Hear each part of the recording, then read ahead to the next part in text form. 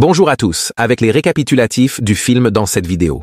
Je vais récapituler l'un des films dramatiques, thriller de 2003 intitulé « La fille du roi des marais ». Avant d'arriver au scénario, j'aimerais souhaiter à tous une bonne journée.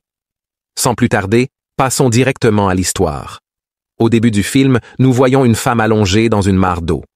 Elle a des blessures au visage et il semble qu'elle soit grièvement blessée. Suite à cela, la scène passe à une belle forêt qui est loin de la ville. Nous voyons une petite fille nommée Elena courir partout en essayant de trouver quelque chose que sa mère lui demande de rentrer à la maison, mais elle l'ignore et continue de courir. Bientôt, Elena s'approche d'un chasseur qui se révèle être son père Jacob. Ils semblent avoir un lien spécial car elle se sent vraiment à l'aise avec lui. Les deux partent ensuite pour leur prochaine chasse, avec Jacob la guidant à chaque étape malgré son petit âge. Elena s'avère être très expérimentée, car elle peut deviner le comportement d'un animal rien qu'en observant ses traces. Peu de temps après, il rencontre un grand cerf broutant dans les champs. Jacob confie son fusil préféré à la petite fille et lui demande de tirer, mais avant qu'elle puisse le faire, le cerf a vent de leur présence et s'enfuit, révélant qu'Elena a encore beaucoup à apprendre. Dès qu'ils rentrent à la maison, la mère semble de mauvaise humeur, et Elena dit à Jacob que sa mère est toujours en colère contre elle, malgré la tentative ratée d'Elena. Jacob la récompense en tatouant un symbole sur sa main. Le lendemain, alors qu'elle se promène dans les bois comme d'habitude, elle entend sa mère crier. Elena se précipite sur les lieux et trouve son père aidant sa mère à sortir de l'eau. Il semble que la femme se soit noyée accidentellement dans la rivière. Cette nuit-là, la petite fille s'entraîne à jouer de sa flûte, mais elle s'arrête au moment où sa mère le lui demande aussi. Elena place la flûte près de la fenêtre, où elle a également placé 2 figurines en bâton. Le matin, le père et la fille du haut se mettent à nouveau à la chasse. Lorsqu'ils vérifient l'un de leurs pièges, ils trouvent une patte de loup accrochée là. Elena est confuse, alors le père sage explique que le loup a sacrifié sa propre jambe pour s'échapper. Après cela, les deux parviennent à attraper des animaux pour leur repas, et Elena reçoit cette fois un tout nouveau tatouage sur son cou. Tuco. Apprenons qu'Elena en a déjà plusieurs de ces tatouages sur son corps, y compris son visage. Plus tard, alors qu'elle joue avec son père, nous voyons que 3 de ses dents sont en or. La scène passe ensuite à la nuit, où Elena est réveillée de son sommeil par des hurlements. Elle ouvre lentement la porte seulement pour trouver un loup mal nourri dehors. Bientôt, Jacob la rejoint et révèle que le loup est affamé. Elena propose de le nourrir avec leur reste, mais le père refuse, pensant qu'il ne devrait pas interférer avec la nature. Au lieu de cela, il lui tend son arme en lui demandant de mettre l'animal hors de sa misère.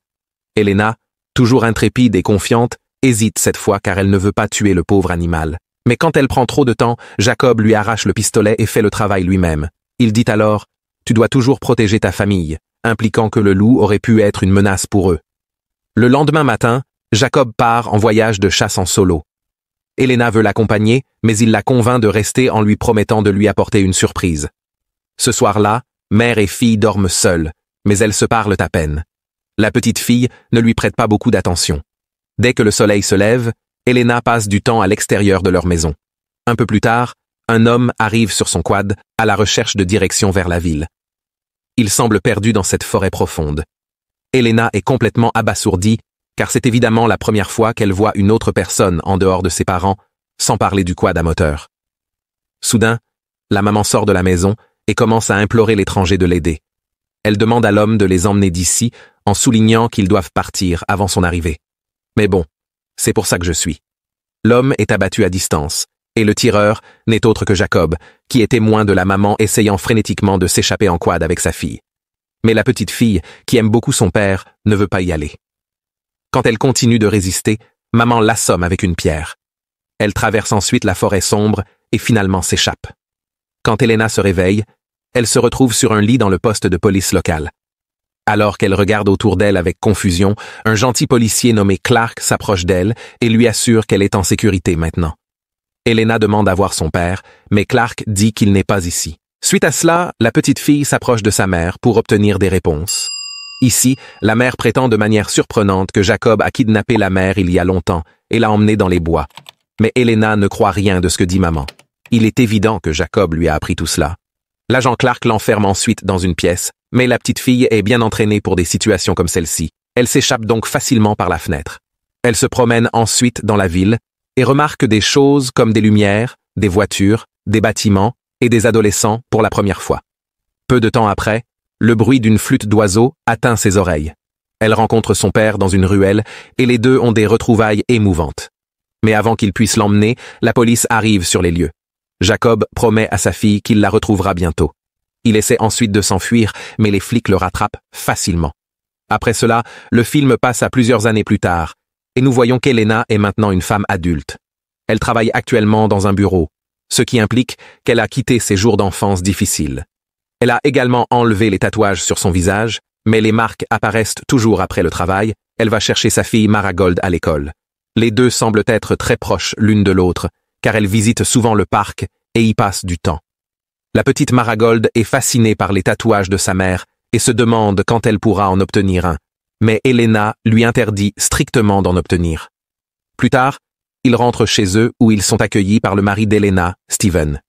Il semble être un homme aimant qui se soucie beaucoup de sa famille. Dans la scène suivante, le couple assiste à un événement, et en remarquant les tatouages d'Elena, les amis de Steven deviennent très curieux et posent des questions à ce sujet.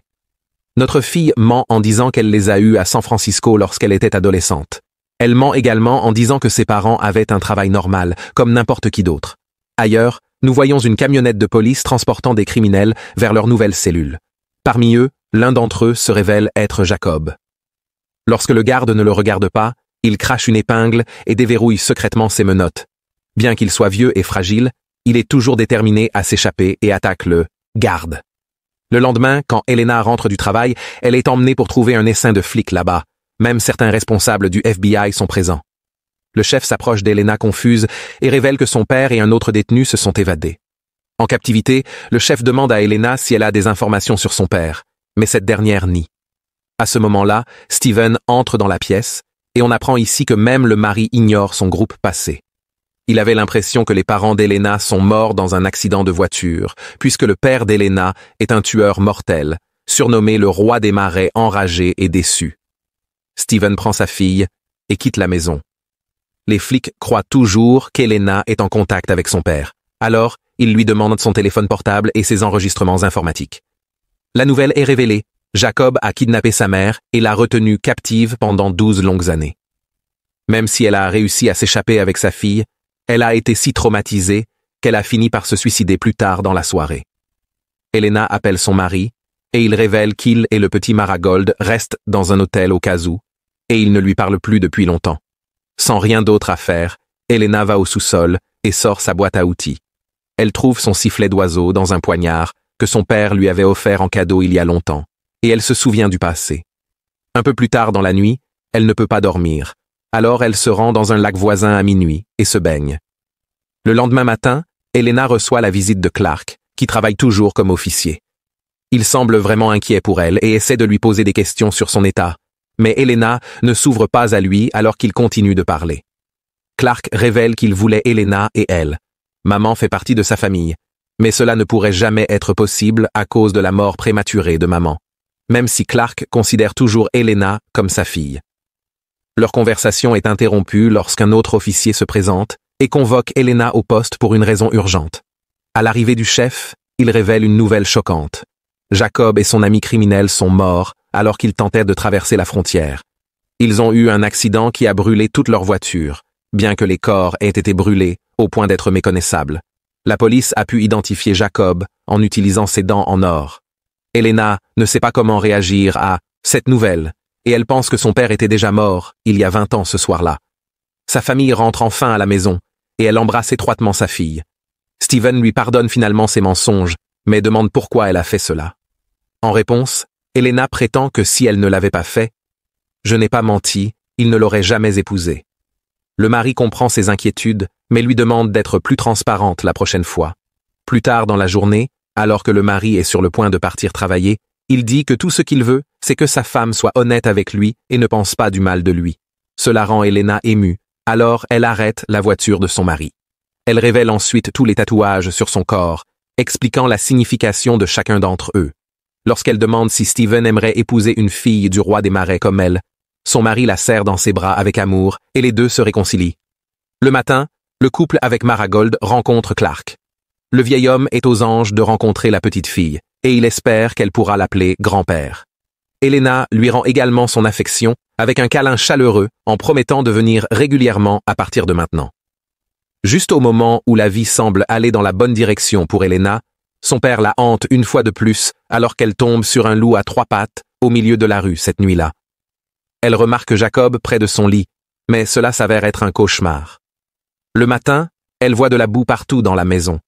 Cela lui fait supposer que Jacob s'est introduit avec ses chaussures boueuses, mais il s'avère que ce sont les chaussures sales de Marigold du terrain de jeu. Plus tard, alors qu'elle se promène dans la ville, elle entend quelqu'un jouer de la flûte à oiseaux. Elle aperçoit même un homme qui correspond à l'apparence de son père, mais quand elle le cherche, il se perd dans la foule à cause de tous ces événements. Elena devient convaincue que son père. Un jour, il affiche également de nombreuses photos d'Elena qu'il a gardées jusqu'à ce jour, et cela seule cloches qui y sont attachées. Elle installe également un piège pour l'attraper.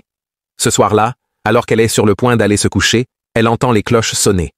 Alarmée, elle attrape son couteau préféré donné par son père et se dirige lentement vers l'extérieur. Mais à sa grande surprise, ce n'est qu'un lapin blessé, pris dans le piège. Plus tard, elle appelle Clark et lui parle du lapin avec une tête blessée dans son piège, ce qui implique que le lapin a été tué par quelqu'un avant d'être mis dans le piège.